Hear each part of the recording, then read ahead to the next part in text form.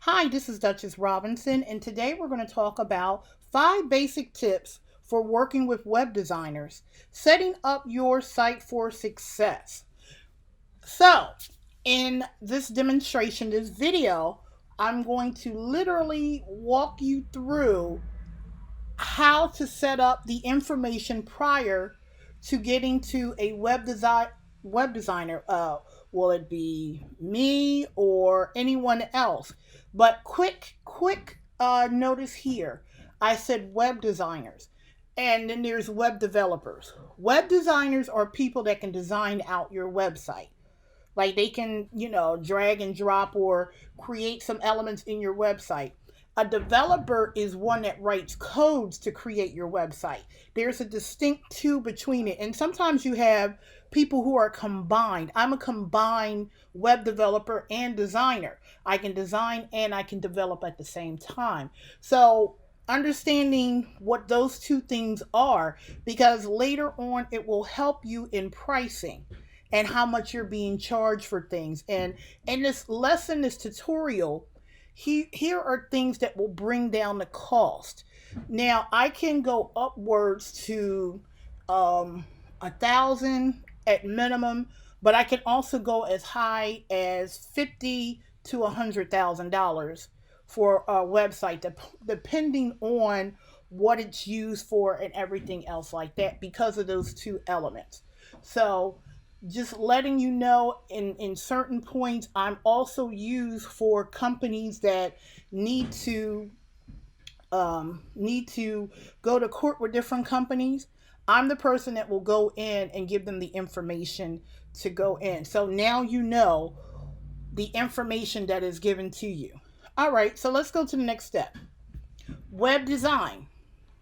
So here I'm showing you in this view just the archetype of websites and looking at the different platforms that you're going to look at it from devices. Sorry.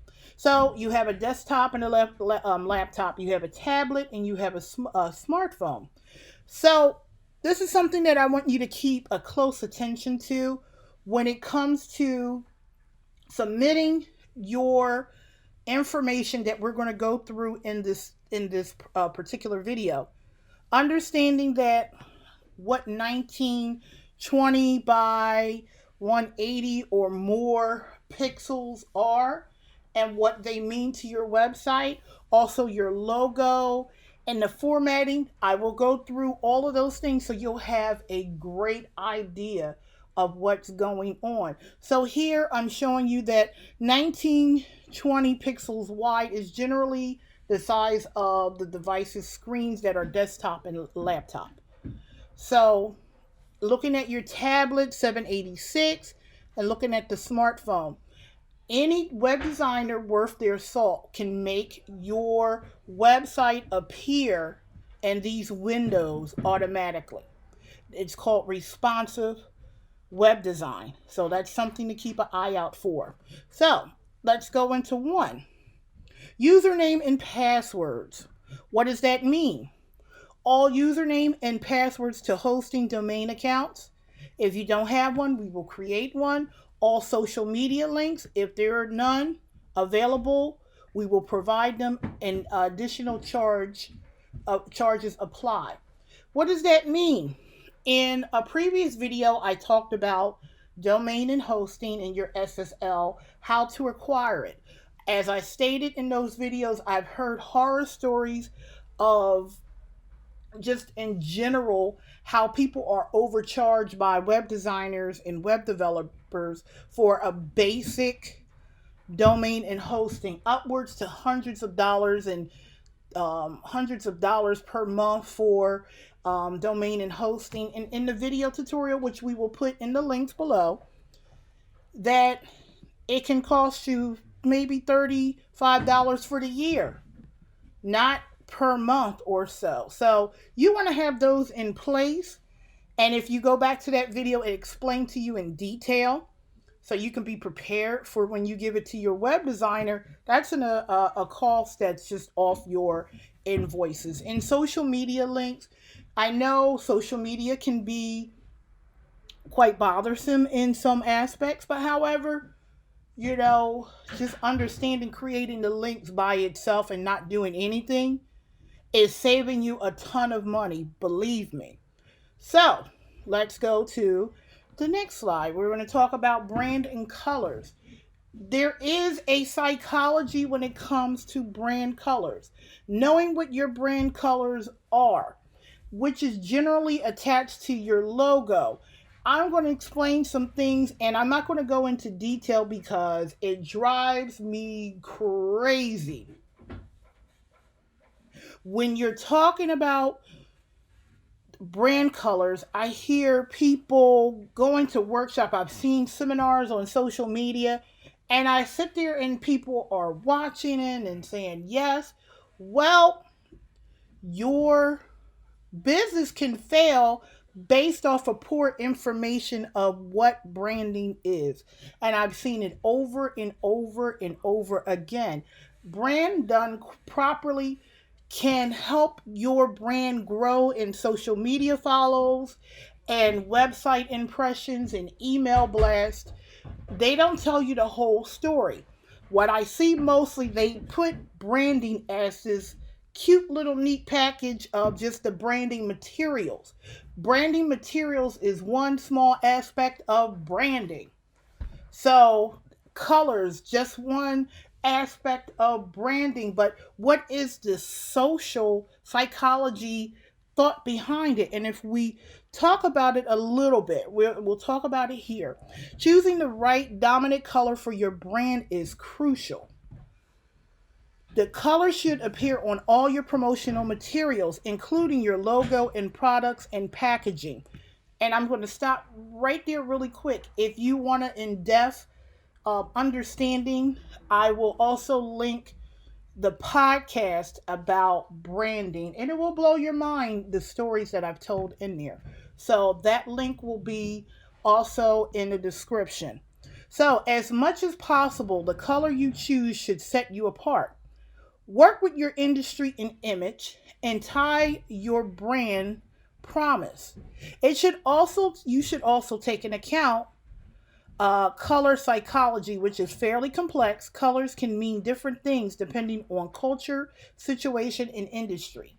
However, in the U.S. advertisement, at least studies suggest some universal meanings. So, for example, like I've chosen in here, example, red is the color of energy, passion, and action.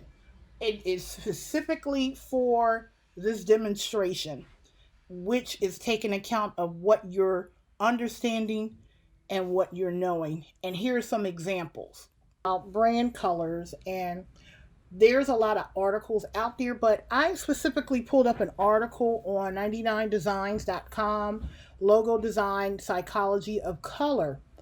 And they did a great job of talking about logo and brand colors. So if we read here, it says color is everywhere. And whether you know it or not, not each of the colors you encounter gives you an emotional experience. Green and blue invokes a feeling of calm, and yellow make you feel upbeat and hungry. Understanding the psychology of color can be a valuable asset for designers and entrepreneurs when choosing brand colors. Choosing the right brand means your audience will instantly know who you are, what you do, and what you're about. And no joke, the wrong color can drive them away. So check out these colors, and we're looking at the pinkish color that they have here, and they talk about it. Some of the green. I know Starbucks use green to invoke the environmental and wholesome colors. You have black and gold, which generally means that the product is expensive. Sometimes green is used in that, like for Rolex, but it's also bumped into another color.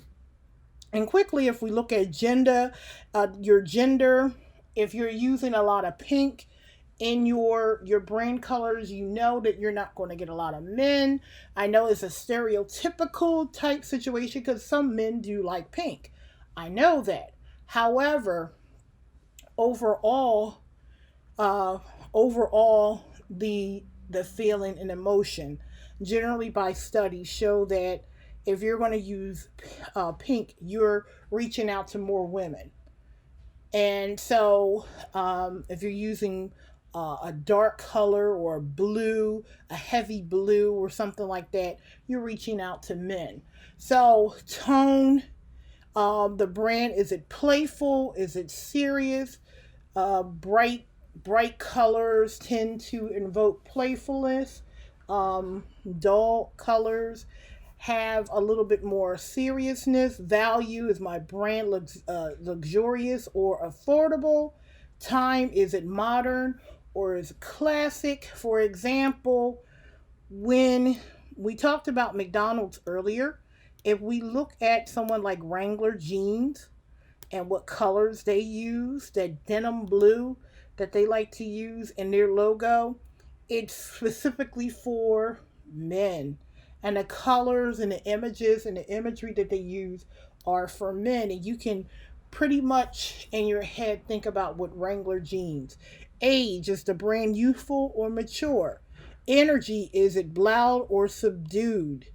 So there's all kind of articles that you can type in. What is brand colors, what they invoke, what they're doing, um, how they're doing. And you really want to think about that when you're, not because it's your favorite color, but what are you thinking about when you're dealing with brand colors? And then having that conversation with your web designer can help a whole lot. See, they have so many things that you can download for the psychology of color. Um, this PDF, you know, red, the negative and the positive. Red, negative, anger, danger, warning, aggression, pain. Orange, negative, deprivation, frustration. I mean, and orange, you know, courage. Turquoise, black, sophistication, elegance, authority. Um, you can go and look through a whole bunch of things. I like to download things like this because I like to read them and then go over it and look at it with different people and grow from there. And then combining some colors. So that's one instance when we talk about brand colors, and usually it's used for your social media. And every time someone thinks about your brand or the name, they know your colors.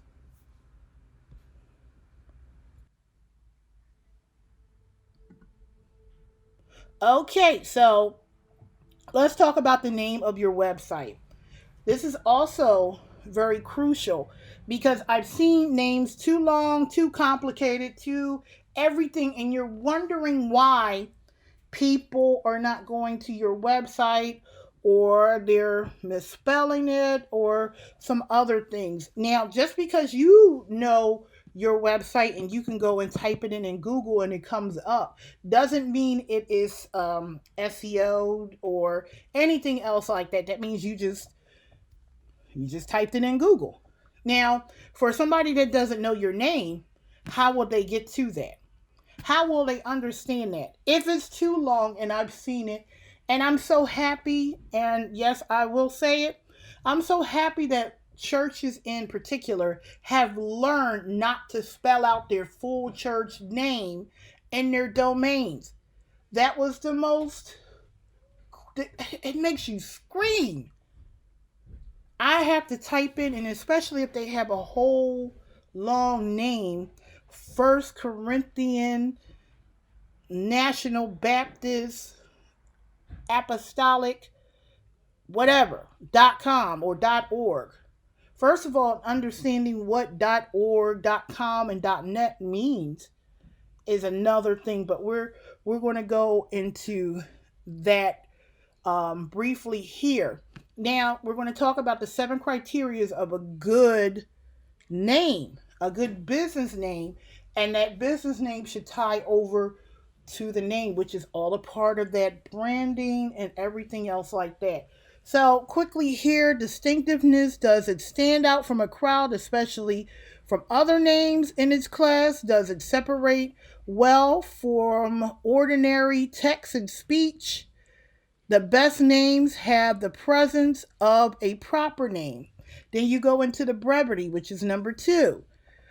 Is it short enough and easily recalled and used? Will it resist being reduced to not a nickname? Long, multi-worded names to be quickly shorthanded to the non-communication initials. So, excuse me. So sometimes you get your name, like my name is 8 by 10 Designs, which is distinct from other people. It can be 8 by 10, it could be a couple of things. And usually your viewers, if you watch on social media and listen to it, you can see they'll give it a nickname, but it should be small enough and attached to initials where it's easily able to be called out. And then you need to go into the appropriateness. Is there a reasonable fit with the business purpose and identity? If it works just as well or better or another entity, keep looking. See, IBM, Apple, that's easy enough to understand. Um, when we talked about, and I talked about it a little bit, how frustrated I get when I see people just talk about brand identity stuff and choosing it to be, just choosing it to be branding altogether and do workshops just on that alone. It is perplexing because it is so much more. And I've seen businesses literally, I've had to give information to a CEO of a business that you're using, and they charged them $650,000 for their branding. And the question was, is that too much or what have you? Well, based off of everything they're putting together for their marketing, it was fair. However, certain things wasn't taking place on the website to go to coexist with that. So that's where the issue lie with. And so going based off of that, understanding that it's not going to cost you $200 and $300 to have an effective brand. That's just not it. That if you cannot afford the pricing of proper branding, which can start at $10,000, and that's at the low end, you really have to pay attention to certain things, and you can achieve that on your own. I don't want to scare you and think you have to pay all of that. There's so much more to that. So there's so many YouTube, there's so many Google things that you can look up, and one of them is this particular criteria, and that should help you. And that's what most people do. Really pay attention to this criteria in the industry. So, easy spelling and punctuation. I'm not going to read all through it. If you download this book, you can download the workbook yourself and read it. Likability, extendability, protectability. So, .org, of course, organization.com, .net, network, .de, .nyc, .ur, .uk, those are all over. So understanding who you're pushing the business, and I suggest if you want to do international business, look up the extension for those international businesses and tie those into your website as well. So if you know you're doing work in the United Kingdom, it's best to understand to get just not just your .com but your .uk as well. So, as we talked about, brand material. So, for the website, you got to understand, when you're sitting at the table and you're going through your discussions, are you getting branding done or are you getting branding materials done? See, these are small parts when you're dealing with your website. They deal with your brand identity. Now, as you can see here, here's an example of brand identity. These are things that go on your invoice, your letterheads, your posters. These are identifiers. They're not your complete branding at all. You can see, of course, I used the color red just to give you an idea and work through here. This is not actually my brand colors, but it is for this video. So, in general, just understanding what is needed for a developer. Just the brand colors, the logo, stuff like that, because you're not doing total branding with your web designer. You're doing a portion of your brand identity, which includes your website, your business cards, your logos, stuff like that, your social media identifiers. No more than that, because we're not talking about your brand voice, your everything. That goes on the business practices that you do, which will equate. If we talk about McDonald's, when you go to McDonald's, what do you expect to see? Not just their logo, but you can sense how their French fries taste or how their milkshake machine are always broke. These are things that contributes to a full-blown brand. But now for your web designer, they just need your identifiers. And let me show you what that is and what that means. We want to jump in and talk about effective branding, because that is going to be the level of, or versing, you're doing good on your website, okay, versus your website is the leading hub and it is monetizing to the fullest. And what do I mean here? I've written this a while ago, 5 effective branding tips of your website. And I'm just going to go over the first line. So let's talk about that. The first stage of brand building is defining your brand. This is a very critical step, as it is ultimately determines what your brand truly stands for. When you're defining your business brand, you should create a checklist of its core strengths. Similarly, if you're defining a personal brand, you should look at the skills and expertise that you possess, especially those which stands out. On the same token, you also need to know what your brand stands for and what is important for your brand value. See, we talked about different aspects of a brand and just not its identity. So, your value should, in one way or another, show that you are contributing to the environmental, social, and economic well-being of consumers. You may not realize that some of these important aspects of brand building immediately until you look at them objectively. So, we talked about brand consistency, differentiating your brand. Of course, I will have a video tutorial on this and some reading materials to go along with it. Every big tutorial that I do have the written documentation for people who want to read about it. And I just want to jump over into another writing that I had. This was a brand analysis. And I go into what is your company's mission? What are the benefits and features of your products and services? And many times I've seen websites where people just talk specifically about them and less about the product and how it's going to benefit the person wanting to buy it. Oh, it's one of those websites where it has the person's picture all over it. And you never really understand that, yes, the picture and them knowing who you are is fine, but I really want to know what you're going to do for me and how it benefits me. So the next thing is, what do your customers and prospects already think of your company? So be very aware of that. What quantities do you want them to associate with your company? what do you want them to get from their experience? If we look at a business like Chick-fil-A, we know that they're not open on Sundays um, due to their religious um, affiliation and their faith. So we know that.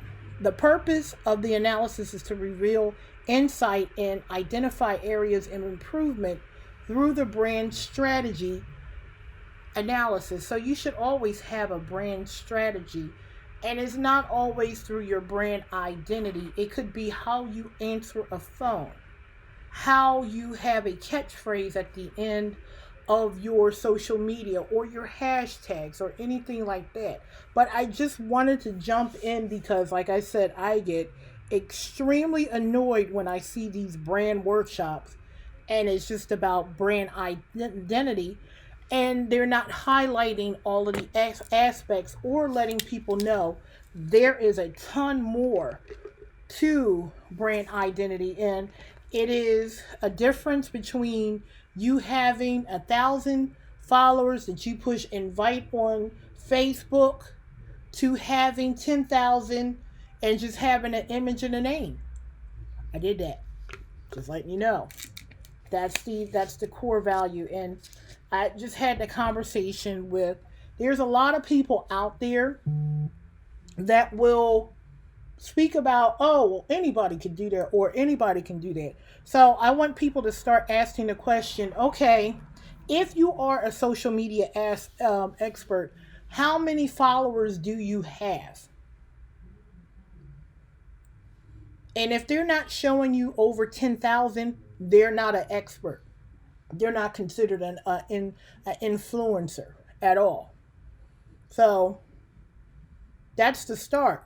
The higher you get, the more you can understand that person, and if they had it paid versus, people following them based off of content, which is organic. So those are a few simple things that I wanted to talk about branding.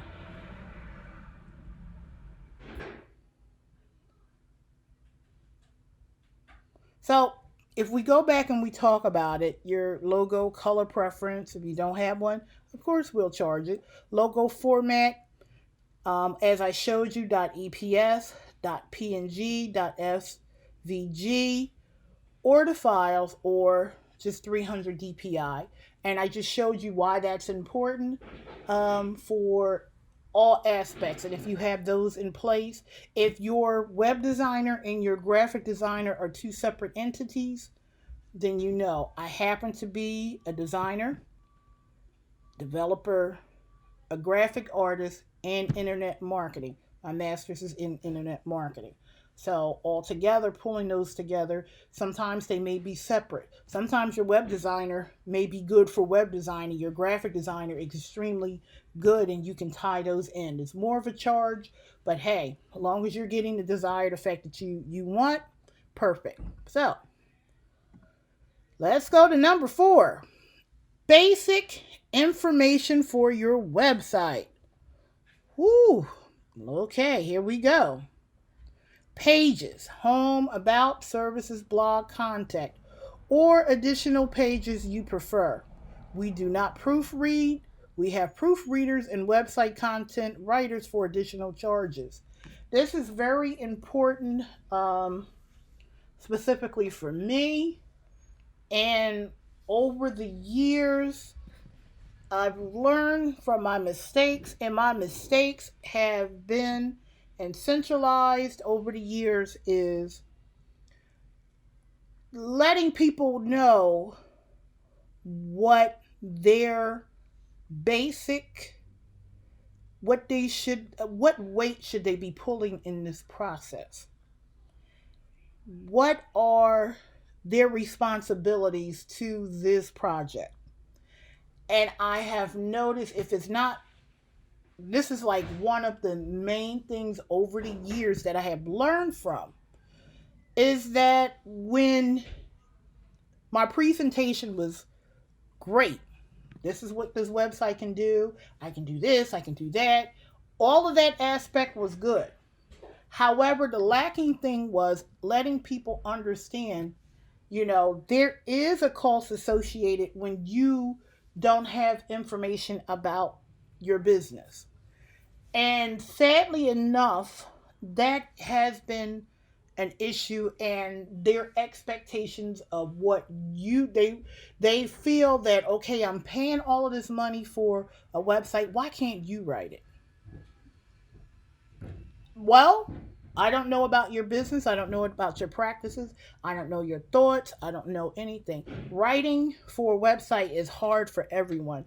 So I always let people know now, don't go over the top. And yes, I will have a detailed video. And in this, I'll show you an example of a nonprofit. Like one of the situations, I had to literally write the information, basic information for a nonprofit so they can put it on their website in this sheet. And I was, a little bit thrown off. Like, okay, you don't know about your nonprofit, but you have your nonprofit. So basically, we got into that situation. So I'm going to show you what that looks like. Now, let's go into if you have an e-commerce website, and please provide the following. And I know it's a whole new thing and understanding, but these are the crucial things. And as we talk about images later in this video, you'll understand. You need the images per product. I can't make up or have a picture of something that you're selling. I don't understand what that is. And prices per product, description per product, and additional variations per product. That is the simplest thing that I can explain. And let me go into that. We're going into the um, things that you want to put on your website. And I'm going to start by, I wrote this a while ago, this particular form. I'm probably will turn it into a book, for people to copy and paste and use at hand. So I wrote this for a nonprofit company who had no idea what to write for their company. And as I explained in the video, it's important to understand what your organization and be transparent about it. So I'm going to give you specifically highlighting what needs to be on a website. So let's talk about it. The about, or who are we, or who we are, would be the better phrase of that. So I'm going to change that. And here's the mission that I wrote. It was just a vague mission. Our mission is to improve the quality of life for at-risk teenagers in the inner city of Philadelphia and surrounding counties, with emphasis placed on education, psychotherapy, and social skills. We strive to help other people excel to better our communities for generations to come. Our vision is to invest in teenage girls so they will be successful in school and life, resulting in incapacitating poverty, incarceration, and violence. So I basically gave them a vision, how to phrase or get the idea fully of the mission and the vision statement for their nonprofit. Then I went into our program. So the program prevention, which will correlate what was said above, prevention program serving girls, and then I gave the age range. These are the way people will look at a website. They'll skip through to see what the program is about.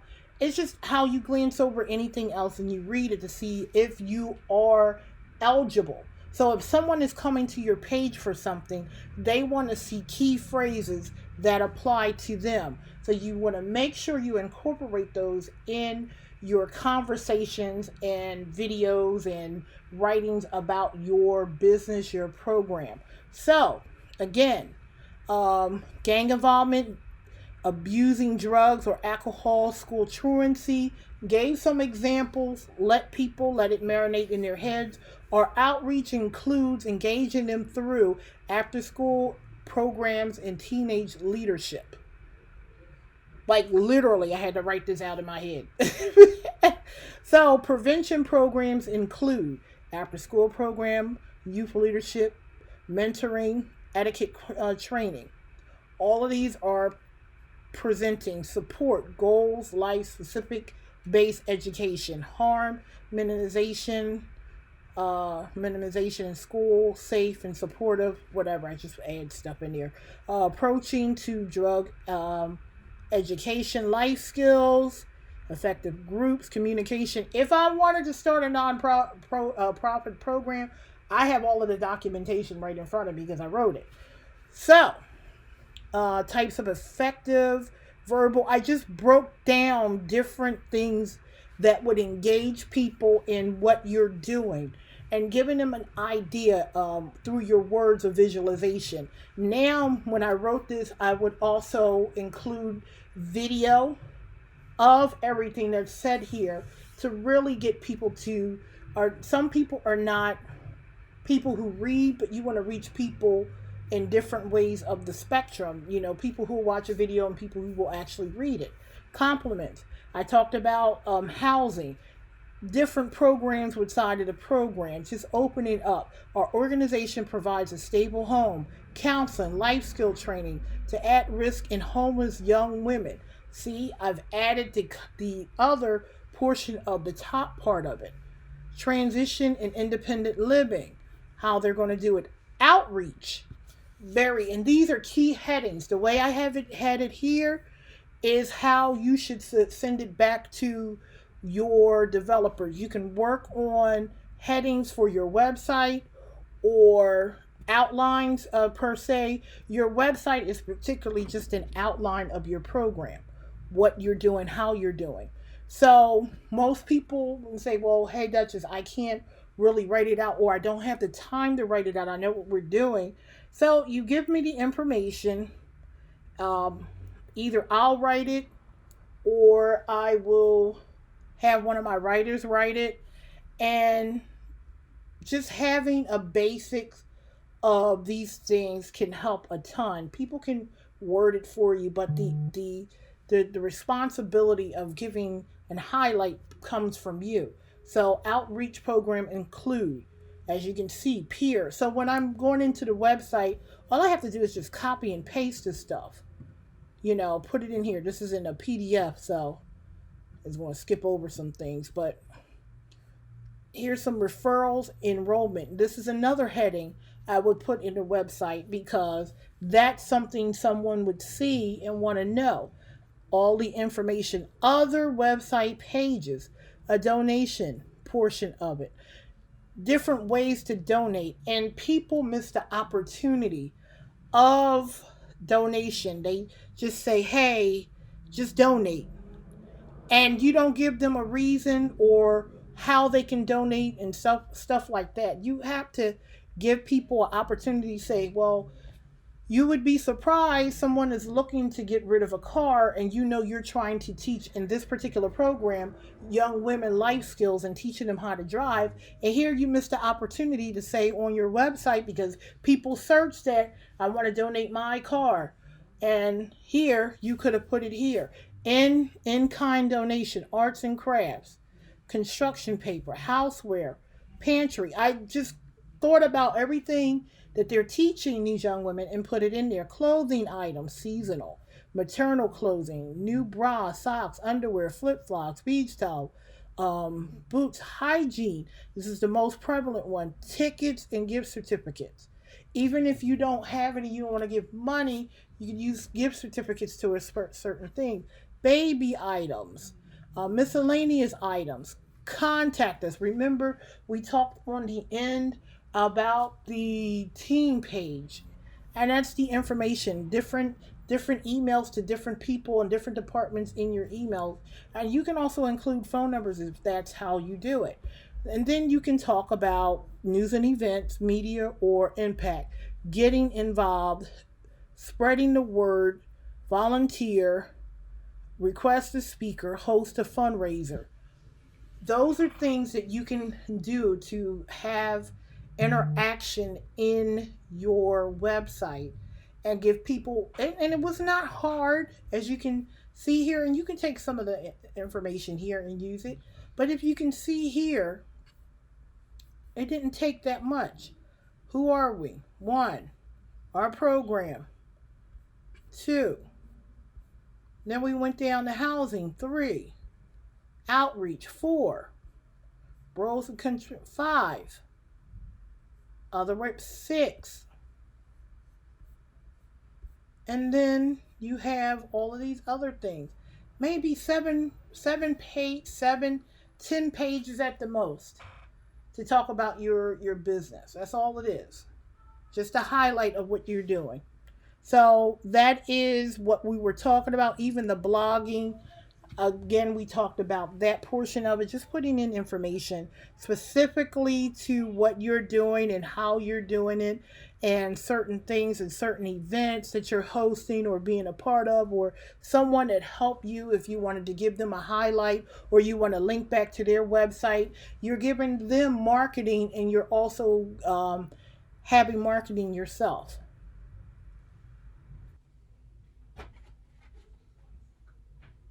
This is the successful outcome that you would want. Someone to go to your website, have all the information, and they can click and buy what you have. So let's also go over to the basic information for your blog. If you have blog, and of course, I encourage everyone who's doing everything for their website to have a blog piece. Not to just write about anything, but specifically be the industry leader of your own business. What does that mean? You can write articles about, a sale, or the nuances of what's going on in your company. If you're doing business person of the week, if you want to talk about a specific follower on your social media, the latest news, a newsletter, things that will continue to grow your social media and the viewership to your website. That's why these are important. How it's laid out, specifically with your blog content, there's different categories that you want to set it apart. Of course, you want to have crisp, clean images, which you can get anywhere. And it doesn't have to be long. Your blog doesn't have to be long. It just needs to be effective to talk about what you're talking about. It could be even a few lines or video. Adding a video to your blog is welcome. So, just to explain that in small detail, here you are. So, media items. Medium items, and I couldn't wait to get to this. I'm laughing. I'm laughing because a successful website design and redesign start even before the site is being designed. My biggest pet peeve is images when it comes to your website. I have gotten to a point of my life where I need for you to know your failures or your success lie in your images. Why? Because you have people looking at your images for different devices. You have certain quality of certain qualities of images that you should have. You want it crisp and clean and clear. And yes, and I know some people just don't know, so I'm not picking on anyone or disparaging them. But if you think it's too much to have good pictures and I don't know how to get, then you're not looking for your website to be successful. You do the best that you should do, and then you can't make me. And it's like this clip in Friday. To go to the store and give me some cigarettes. Give me the money. Wait. What's this? This ain't enough. Make it enough. So, what does that mean? What does that mean, Duchess? What are you trying to say? So, what I'm trying to say to you is, images should be, and let me go back a little bit, and well, quickly, should be in good format. So, let me give you an example here, and then you'll understand exactly why I'm saying what I'm saying, and you're going to laugh at some of it, but hey, here it is. I really want to talk about this subject. This is out of everything I talk about in this particular part of this video, I want to talk about imagery and the images that you send to be posted on a website, and how important it is for your image. If you want that clean, crisp portion of it and you want to convey it, you have to have clean images, and I'm really going to dive into it. Now, I got 3 separate websites where you can get free images, and they're for commercial or personal use. You're not going to get in trouble for using them. And then I want to talk about how they convey to your own personal images that you have, and how frustrating it is for not just a web designer, a web developer, a graphic designer, and oh yes, an internet marketing person. This is the most annoying things that I would receive from clients that I asked them for images to put on their website. They don't know because nobody told them. And it's important now to just really demonstrate. You can tell them, no, you need to do. They may not get it. So I'm going to talk about free high resolution photos. So I'm going to do people, since we're working with people. Here's some high resolution images. How do I know it's high resolution? Because the website said so. I'm going to download a couple from each one. So since we're doing people, I'm going to go to, and this one is Unsplash.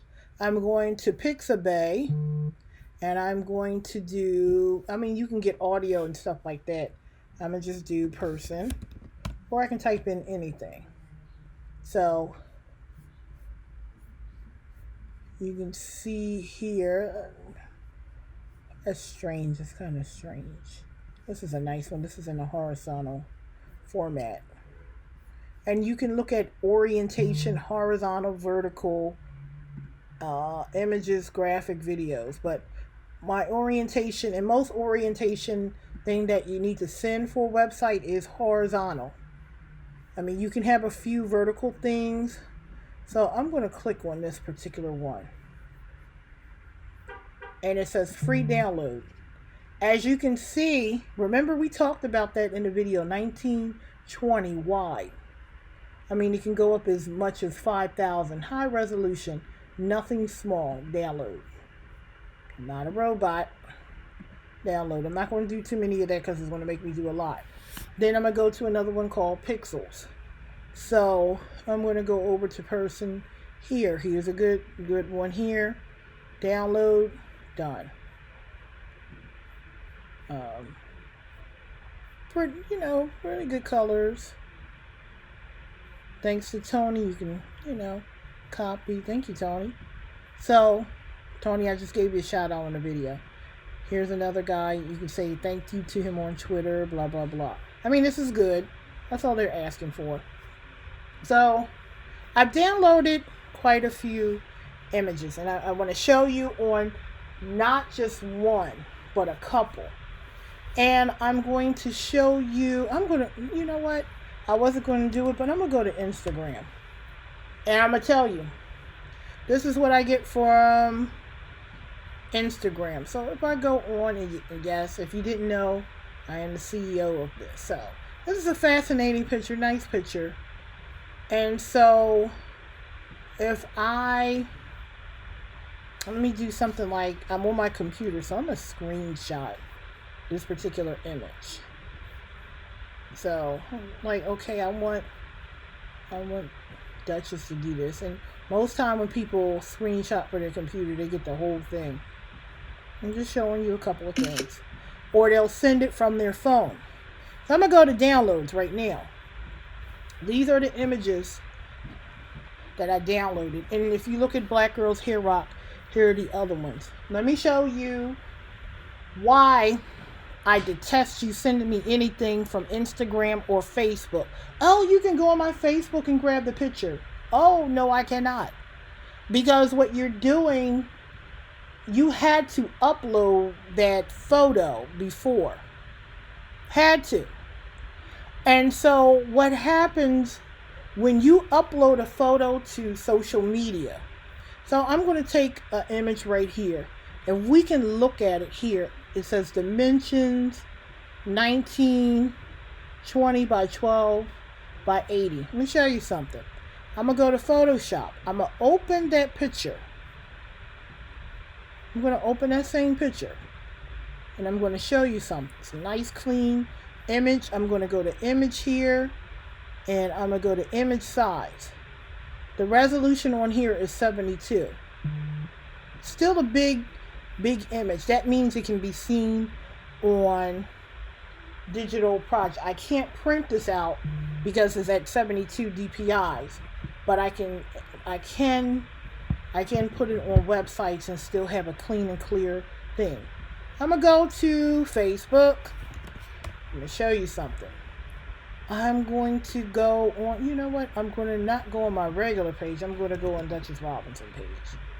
So if you get a chance to go on here, you can go on here. Now I'm going to upload the photo as soon as this loads. Create a post. And you know what? I'm just going to put photo and video. We're going to upload this video. Remember what it was. Remember what it was. So I'm going to upload it. Write the name. Testing for video. And just add it there. I'm going to leave it there so you can go back yourself and do it. So I'm going to post. I don't need to reach it anymore.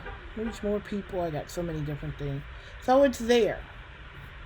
I'm going to go ahead and refresh the page. I'm going to go to that picture, good size picture, and I'm going to do save as, and it gives you a whole nother name. So,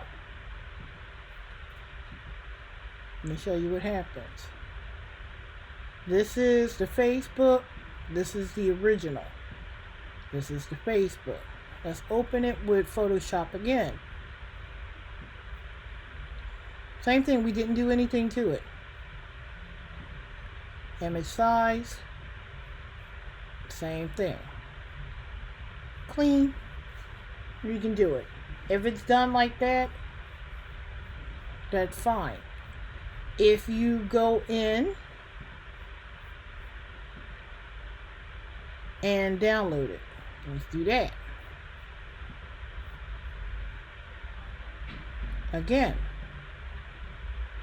you lead with simple images that have high resolution.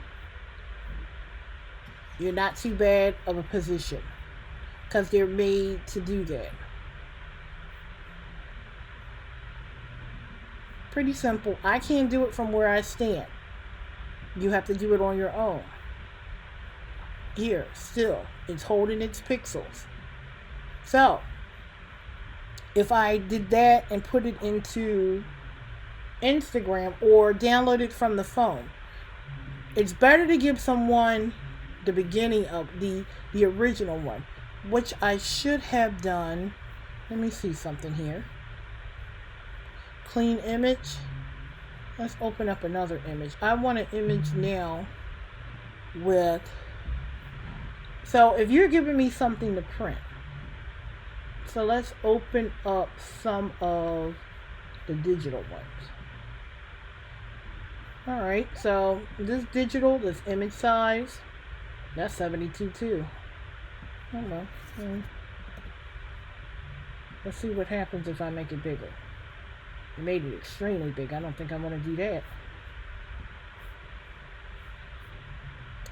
If we go to, I think we got this one from Unisplash. 7272 resolution. It'll tell you.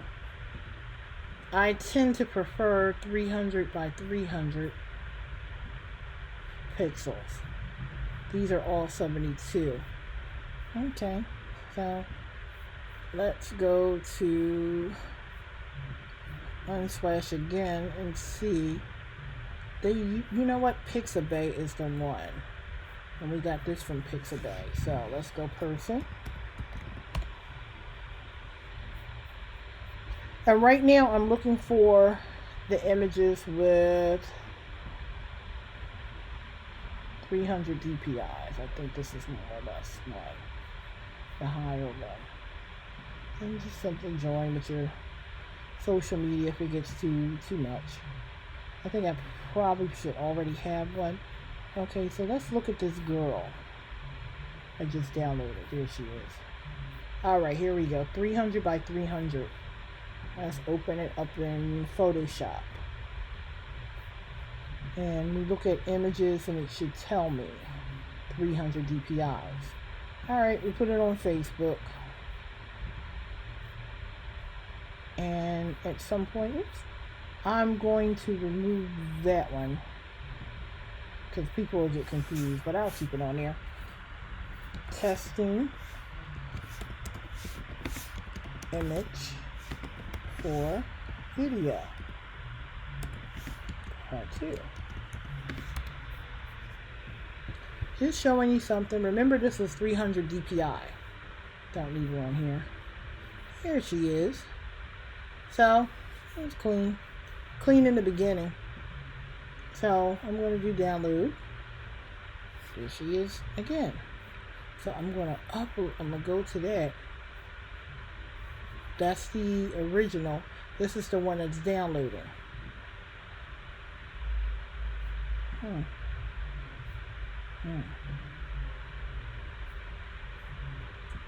think we're done with that. Let's see. Okay, here she is again. You can tell it's on there because it gives you the long URL. Image size. Look what happened. Automatically constrained it to 72. What happened? An image that was 300 DPI, to make space in their platform to host all of the information, will condense your image. So this is a good width and height. Now imagine if the image was smaller and the DPI was 300, and then you put it on social media, and then you download the social media and then send it to me.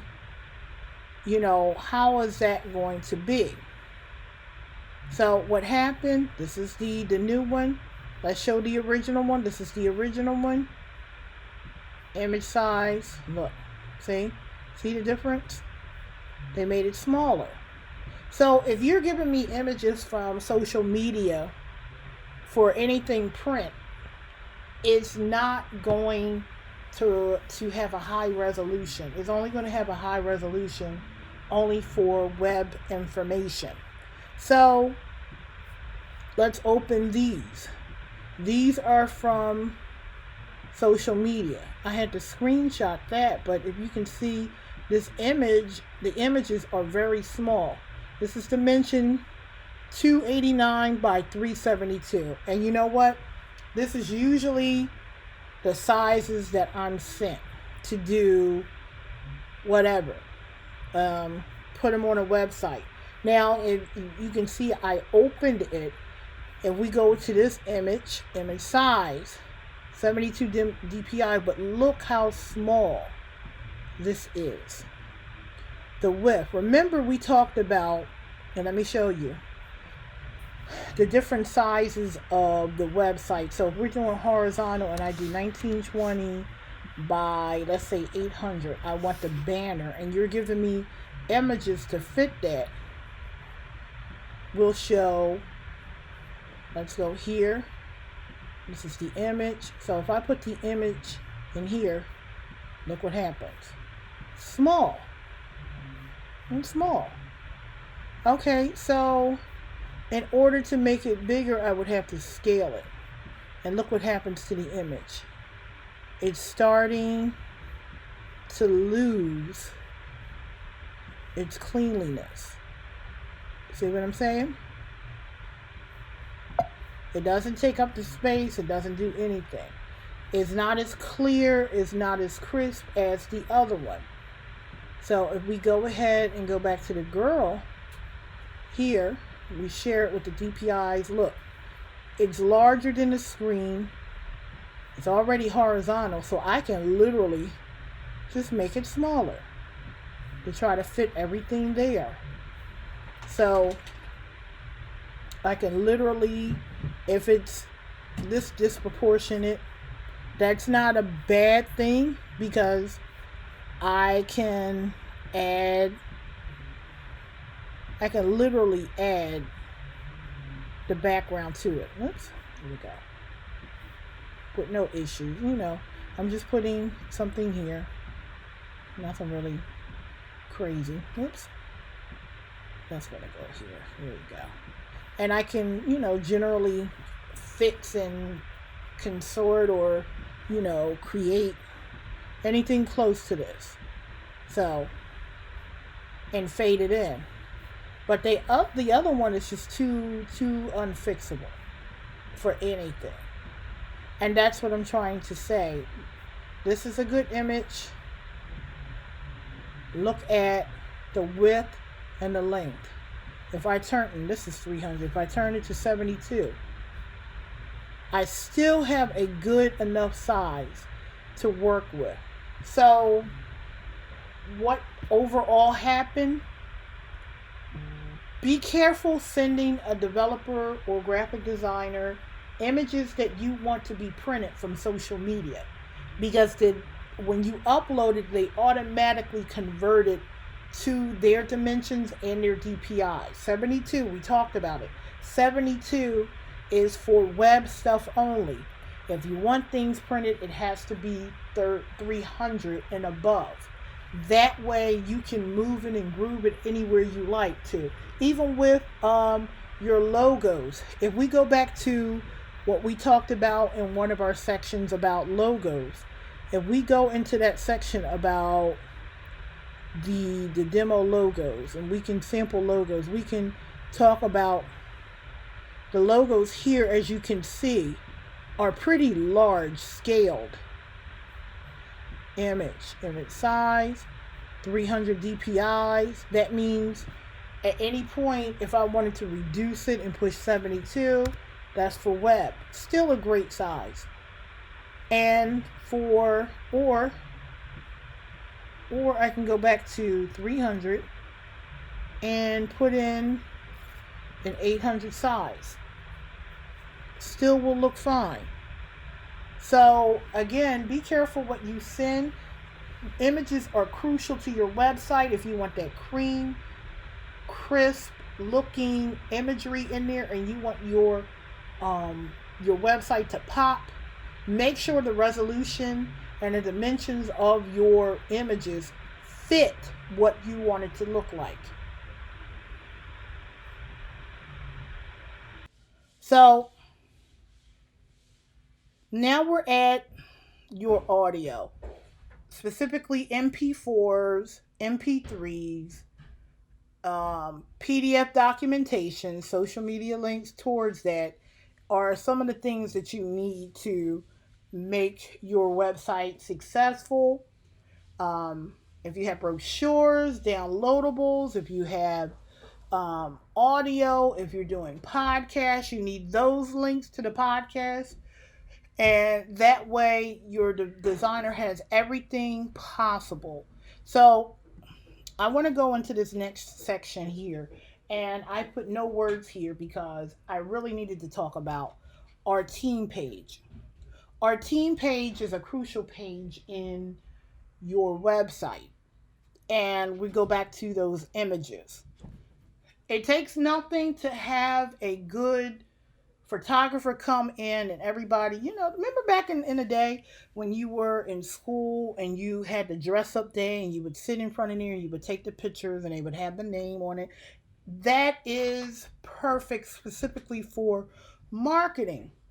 I had a client one time, they had their website done for something, and the most unbearable person that I can speak of, and they were just, not listening. So at that point in time, I've learned over the years, if I hear people are not listening, I just say this project is not for me and just push it along. Long story short, the argument was we don't need images on our website. We can just put our names. I said, yeah, you can do that. Yeah, we can do that. But what effect are you getting? And I'm gonna tell you what happened with one. And I had this in the back of my mind, and I could have said it, but she was too overbearing. Um, was the fact that there was a person's name, and they had been on the news for some criminal activity. And when you type in, and some people can have the same name and can be in the same industry. So what happened, that person's name was not the person that was on the website. It was somebody else. However, because there was no images to it, what wind up happening is people were tagging this organization, and you know how social media can be about bad practices, and how can you have somebody like that in your organization and everything else like that. And they went on there and they just blew up their ratings on Google, and was the wrong person. Wrong person. If they had put images on top of their board to be, not only, if you are in nonprofit, you have to be transparent anyway. So I found it odd that they didn't want to put their images up, because that's not transparent at all. I could have said all of this stuff, but she thought she knew everything. So I'm just giving you real life examples. So the clear team page would save you from situations, and you have to do risk management, because you will always have some troller and how to deal with that, and some things in place. You got to think 10 steps ahead of any situation, and transparency is the best protection from all of that. So, moral of the story, picture day for, even if it's just you, take some nice pictures. Don't throw it all over the website. I've seen it. So that's just really quickly in there. So when you have all of these things in place, marketing, SEO, everything else like that, there's an extension to this video as well. All of those things will provide a wonderful experience for you and your viewers. I do have some things on pricing and how to put payments on your website. That video we are creating. But here you can really, now, because you have the foundation already set up, sharing on social media will make it so much better. And most of the time when people come to me and say, hey, we want some marketing, and I look at the website and I'm like, okay, some of the components to do a great marketing jobs are not available. And sometimes it will go into web development. And I hate to do that, or redesign. I hate to do that because People are like, oh, well, I got to change my web. Yeah, you really do if you want to have the maximum successful marketing. So remember, your website is the hub, it's your office of everything about you and your company, your organization, your brand. So, just to give you a little hindsight, I'm going to show you a project that I just started to get you to understand, to get your followership up. So I just started the project that I'm going to show you now called Lori Gold. As soon as I put it up, I have 10,000 followers. The name, the images, before I even finished the website, have made it a successful project. So just giving you a heads up of the purpose and the process. So if you have any questions, please feel free to email us to messages. Too many calls we can't take because we're always almost in a meeting or doing a workshop or even a podcast. So thank you for listening. This is Duchess Robinson of 8x10 Design.